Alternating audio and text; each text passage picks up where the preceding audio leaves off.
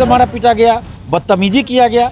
अरे आपको अरेस्ट करना है कर लीजिए ना, दिलीप कुमार थोड़े डर रहा है। दबाने की कोशिश की जा रही है। पर्पस इनका यही है कि जो भ्रष्टाचार के खिलाफ आवाज़ उठा रहा है उसकी आवाज़ को दबा दो। मतलब ये अन्याय के खिलाफ, भ्रष्टाचार के खिलाफ अगर हम बोल रहे हैं तो हम नेतागिरी कर रहे हैं। तो लालू जी, नीतीश जी या नरेंद्र मोदी जी कौन सी कर रहे हैं? इसको जो है सो रास्ते से हटाओ। हो सकता है कल को कुछ भी मेरे साथ कर सकता है, तब तो पुलिस को हमें प्रोटेक्शन देना चाहिए। बीपीएससी शिक्षक भर्ती परीक्षा का रिजल्ट जब से जारी हुआ है तब से बवाल मचा हुआ। लगातार शिक्षक अभ्यर्थी सरकार पर, आयोग पर आरोप लगा रहे हैं कि फर्जीवाड़ा हुआ है, बड़ा फर्जीवाड़ा हुआ है, सरकार ने घोटाला किया है। बीपीएससी ऑफिस के बाहर भी लगातार अभ्यर्थी धरना प्रदर्शन कर रहे हैं, लगातार अपनी आवाज़ उठा रहे हैं, लेकिन उनकी आवाज़ को सुन नहीं रहे हैं। आयोग से मिलने की भी कोशिश कर रहे हैं लेकिन उनसे मिला नहीं जा रहा है। जब हंगामा कर रहे हैं, अब बात करने की कोशिश कर रहे हैं तो पुलिस के द्वारा लाठीचार्ज किया जा रहा है, उन्हें भगाया जा रहा है। हमारे साथ छात्र नेता दिलीप है जो हमेशा शिक्षक अभ्यर्थियों की आवाज़ उठाते हैं। उन्होंने भी जब वहाँ पे गए तो उन पर भी लाठीचार्ज किया गया, काफ़ी मारा गया है उन्हें। क्या कुछ हुआ है, पूरी घटना हम उनसे जानने की कोशिश करते हैं। क्या कुछ हुआ है जब आप गए थे वहाँ पे? देखिए, वहाँ तो हम लोग गए थे, हज़ारों अभ्यर्थी थे और चेयरमैन साहब बुलाए थे वार्ता करने के लिए। जो मांगे हैं हम लोगों ने रखी उनके सामने। उनका रुख तो पूरा सकारात्मक था, उन्होंने सारी बातों को सुना और आश्वासन भी दिया कि जो भी डिमांड है उन सब पे हम विचार करेंगे जो हमारे स्तर पे हो सकता है। बाकी जो सरकार के स्तर पे होगा तो सरकार के पास आप लोग जाइए। तो वहाँ से तो बहुत अच्छा से वार्ता हुई। बाहर जब निकलते हैं तो पुलिस प्रशासन के द्वारा बदसलूकी किया गया और खासकर मुझे व्यक्तिगत रूप से टारगेट किया गया। मेरे बारे में अपशब्द कहा गया, बदसलूकी, हाथापाई किया गया, थप्पड़ से मारा गया, गर्दन दबोचा गया। अपशब्द किस तरह का, मतलब कहने का क्या मतलब है? अपशब्द इस तरह से बोला था, नेता बनने आया है, नेतागिरी कर रहा है, बहुत सारा की बातें। तो ये तो मतलब ऐसा लगता है जैसे ये लोग गाली दे रहे हों। मतलब ये अन्याय के खिलाफ, भ्रष्टाचार के खिलाफ अगर हम बोल रहे हैं तो हम नेतागिरी कर रहे हैं। तो लालू जी, नीतीश जी या नरेंद्र मोदी जी कौन सी कर रहे हैं भाई? वो लोग तो राजनीति कर रहे हैं, हम तो कम से कम न्यायगिरी कर रहे हैं। हम नेतागिरी नहीं, न्यायगिरी कर रहे हैं, न्याय के लिए लड़ रहे हैं। तो ये जो लोग हैं, काफी मारा गया, आपको बुरी तरह से मारा पीटा गया, बदतमीजी किया गया। अरे आपको अरेस्ट करना है कर लीजिए ना, दिलीप कुमार थोड़े डर रहा है। हम भगोड़ा थोड़े कि भाग जाएंगे, हम तो सामने से लड़ते हैं, पीठ पे वार नहीं करते, हम सामने से लड़ते हैं। आवाज उठाइए लेकिन आपको पीटा जाएगा। बिल्कुल, ये दबाने की कोशिश की जा रही है। पर्पस इनका यही है कि जो भ्रष्टाचार के खिलाफ आवाज़ उठा रहा है उसकी आवाज़ को दबा दो कि आगे से ये बोल ना पाए। और शिक्षक भर्ती में जो वहाँ घोटाला हो रहा है तो उसके खिलाफ जो हम बोल रहे हैं तो हमारी आवाज़ को दबाने की कोशिश की जा रही है ताकि हम बोले नहीं और मामला शांत हो जाए। तो हम चुप रहने वाले नहीं है, जहाँ भी गड़बड़ी होगी हम बोलेंगे। का भी लिस्ट जारी हुआ, उसमें भी कह रहा है कि काफ़ी घोटाला हुआ है, गलत हुआ। क्या कुछ हुआ है पूरा?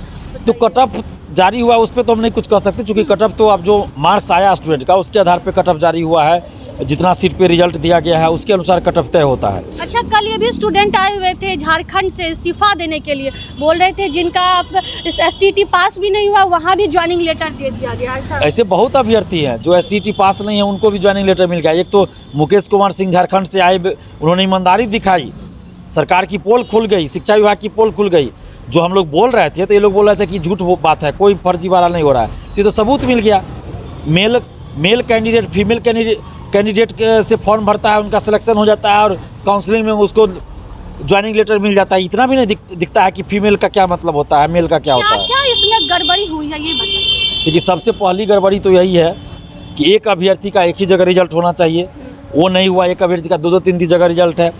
इसके लिए BPSC को समय दिया जाना चाहिए था कि वो सिलसिलेवार ढंग से रिजल्ट जारी करते। पहले 11th-12th का जारी होता, डॉक्यूमेंट्स वेरिफिकेशन के बाद, फिर उसमें जो सेलेक्ट होते उनका 1 to 5 में या फिर 9-10th में रिजल्ट नहीं आता। तो ऐसा हुआ नहीं, डॉक्यूमेंट्स वेरिफिकेशन नहीं कराने दिया गया BPSC को। आनन फानन में कहा गया रिजल्ट जारी कीजिए।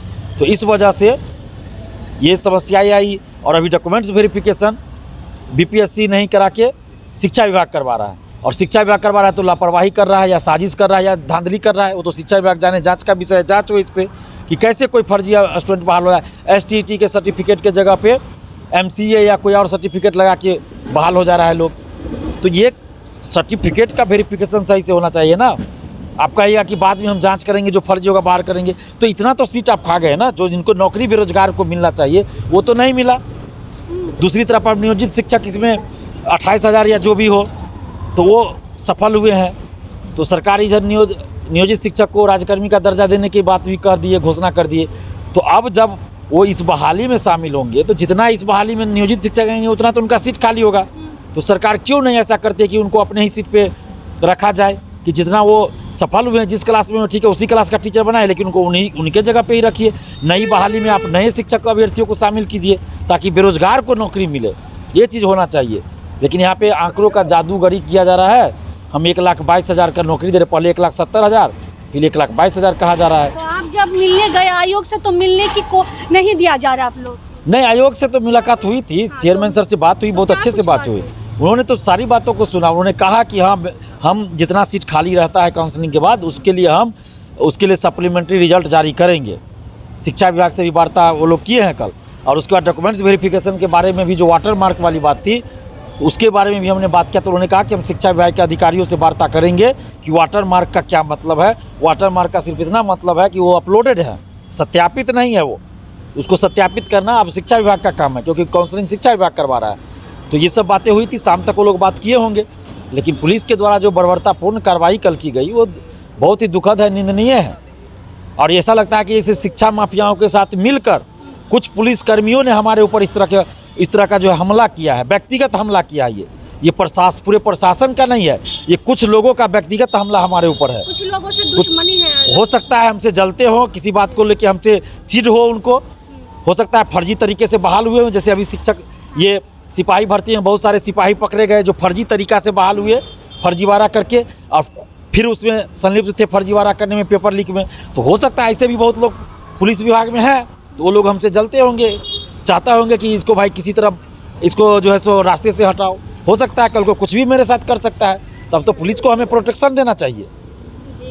तो देखिए, साफ इनका कहना है कि किसी का लगता है व्यक्तिगत दुश्मनी है, जिसके वजह से वो हमें रास्ते से हटाना चाहते, क्योंकि हमेशा हम शिक्षक अभ्यर्थियों की आवाज़ उठाते हैं और वो नहीं चाहते हैं कि जो फर्जी तरीके से शिक्षक बने हैं वो बने। अगर हम आवाज़ उठाते हैं तो हमारी आवाज़ को दबाने की कोशिश की जा रही है। जिस तरह से बर्बरतापूर्वक इन पर हमला किया गया, धक्का मुक्की किया गया, इनका गला दबोचा गया, साफ तौर से इनका कहना है काफ़ी बुरी तरीके से पुलिस प्रशासन ने मेरे पे हमला किया है। देखिए, प्रोटेक्शन भी मांग रहे हैं कि कल को हमारे साथ कुछ भी हो सकता है, तो हमें प्रोटेक्शन देना चाहिए पुलिस के। तो खैर, देखते हैं कि शिक्षक अभ्यर्थियों की जो लगातार फर्जीवाड़ा का आरोप लग रहा है वो सरकार इस पर सुनती है, क्या कार्रवाई करती है।